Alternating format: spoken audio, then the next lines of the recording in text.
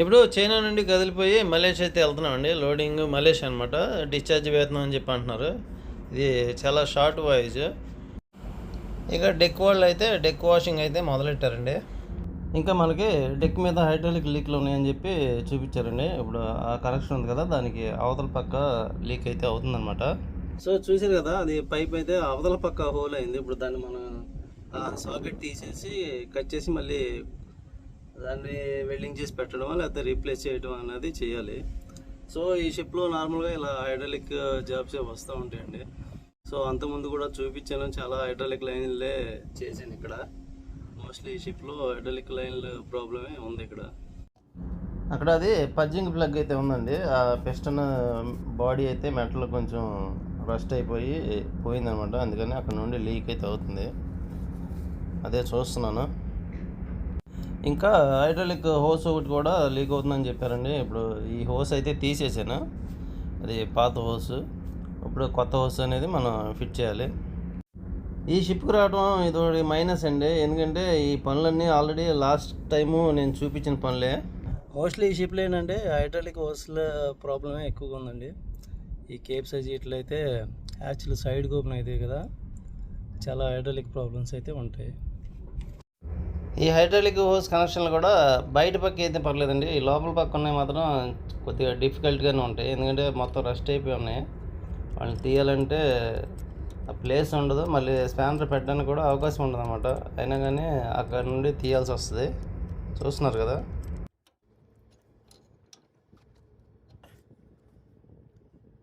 ఈ హోస్లు టైట్ చేసేటప్పుడు ప్రాబ్లం ఏమి ఉండదండి.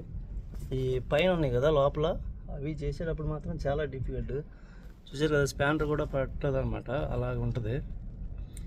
సో ఇలాగైతే చేయాల్సి వస్తుంది హైడ్రాలిక్ లైన్స్. ఇప్పుడు మేము చైనా నుండి మలేషియా వెళ్ళే దారిలో ఇక్కడ తైవాన్ దేశం దగ్గరలో అయితే ఇలాగ విండ్ మిల్స్ అయితే చాలా ఉన్నాయండి. చూస్తున్నాం కదా, మనం ఏదైనా చిన్న కాలం మీద వంతెనలు అలాంటివి కట్టాలంటేనే మనకి ఎంతో టైం పట్టిద్ది. అలాంటిది కొన్ని వందల విండ్ మిల్స్ అయితే ఉన్నాయి. ఇప్పటికి రెండు పక్కల అయితే విండ్ మిల్స్ ఉన్నాయండి. ఫుల్ రైడ్ రౌండ్ అయితే మొత్తం విండ్ మిల్సే ఉన్నాయి. అయితే శనివారం పూట డిన్నర్ బయట అయితే చేస్తున్నామండి, బార్బెక్యూ లాగా. అంటే పార్టీ అనేది కాదు, కాదే ఫుడ్ అనేది బయట బార్బెక్యూ చేసుకుని తింటున్నాము. నేను సైన్ అప్ చేసేటప్పుడు కూడా కొంతమంది ఫిలిప్పీన్స్ కూడా ఇక్కడ నాతో పాటు చేసిన వాళ్ళే ఉన్నారు. ఇంకా నాతో పాటు ఈ ముగ్గురు అయితే ఉన్నారండి Indians. Third engineer, fourth engineer, electrician. Fourth engineer, third engineer అయితే లాస్ట్ టైం నేను సైన్ అప్ చేసినప్పుడు వాళ్ళు జాయిన్ అయ్యారు. ఇప్పుడు సింగపూర్ దగ్గరలో అయితే రీచ్ అయ్యామండి. చూస్తున్నా కదా, ఇక్కడ ట్రాఫిక్ అయితే చాలా ఎక్కువ ఉంటుంది. సింగపూర్ పోర్టు ఎప్పుడు బిజీ పోర్ట్ అనమాట. మలేషియా వెళ్ళడానికి ముందే ఇక్కడ సింగపూర్ అయితే టచ్ అయింది. ఇది ఇక్కడ సింగపూర్ క్రాస్ చేసిన తర్వాత ఇంకొక రోజుల్లో మాకు మలేషియా అయితే వస్తుంది. నార్మల్గా సింగపూర్ ఎప్పుడైనా క్రాస్ అయితే షిప్పులకి ఆయిల్ అని లేకపోతే ప్రొవిజన్ అంటే మేము తినే ఐటమ్స్ కానీ ఫుడ్కి సంబంధించిన ఐటమ్స్ కానీ స్టోర్స్ తీసుకుంటా కానీ షిప్లు అయితే ఆగుతాయండి. కానీ ఇక్కడ మేము ఈసారి అయితే ఆగట్లేదు, డైరెక్ట్గా మలేషియా అయితే వెళ్ళిపోతున్నాము. సో మేము రావాల్సిన ప్లేస్ అయితే వచ్చేసిందండి మలేషియా.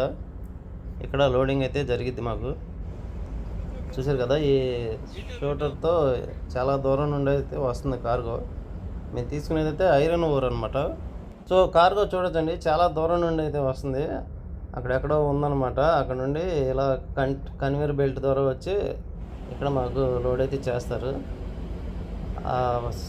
ఒడ్డు దగ్గర నుండి వస్తుందండి. కాకపోతే మాకు కొన్ని గంటలు ఇక్కడ వెయిటింగ్ అని చెప్పి అన్నారు, అందుకని ఇక్కడ యాంకర్లు అయితే ఉన్నాము.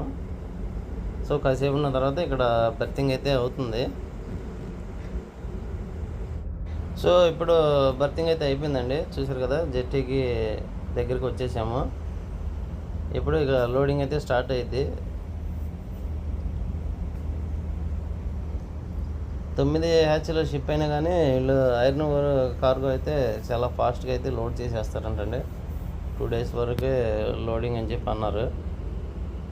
సో చూడాలి, ఇక్కడ లోడింగ్ అయిపోగానే మళ్ళీ మేము వియత్నాం అయితే బయలుదేరిపోతాము. కార్గో అయితే చూస్తున్నారు కదండి, అది కన్వేర్ బెల్ట్ ద్వారా అక్కడ చాలా దూరం నుండి వస్తుంది. ఇది 2 days లోడింగ్ అని చెప్పి అన్నారు. సో 2 రోజులు లోడింగ్ అయిపోగానే మేము ఇక్కడ నుండి మళ్ళీ వియత్నాం అయితే వెళ్తాము. డిశ్చార్జ్ అక్కడ.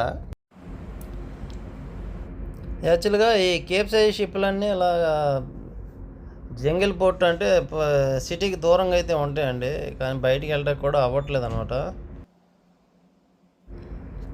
నార్మల్గా ఏదైనా పోర్ట్కి వెళ్ళామంటే సిటీ దగ్గర బిల్డింగ్స్ అవి కనబడతాయండి, కానీ ఈ ఐరన్ ఓర్ కోల్ అనేపాటికి కొంచెం సిటీకి దూరంగానే ఉంటాయి జెట్టీలు. సో అందుచేత చూశారు కదా, చాలా అది కార్గో కూడా ఎక్కడి నుండో కన్వేయర్ బెల్ట్ ద్వారా ఇలా జెట్టీలోకి అయితే వస్తుంది, చూస్తున్నారు కదా. అక్కడ షిప్ కూడా అలాగే కన్వేయర్ బెల్ట్ ద్వారా కార్గో అయితే వెళ్తుంది. సో ఇప్పుడు ఇక్కడ కార్గో అయిపోగానే మేము వియత్నాం డిశ్చార్జ్కి అయితే వెళ్తున్నాము.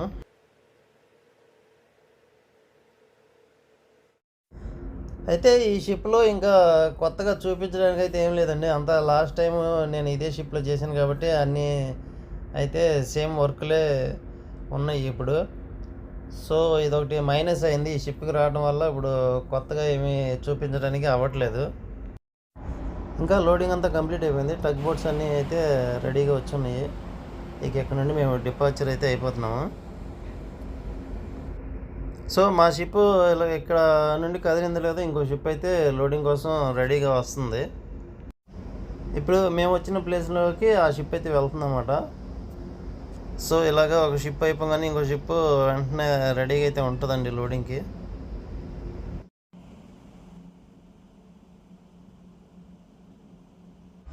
సో మలేషియాలో లోడింగ్ చేసుకుని అయితే ఇప్పుడు కదిలిపోయండి. వియత్నాం డిశ్చార్జ్ అవుతుంది అనమాట. ఒక 4 డేస్లో అక్కడ రీచ్ అయిపోతాము. సో వీడియో కనుక నచ్చినట్టయితే లైక్ చేసి సబ్స్క్రైబ్ చేయండి.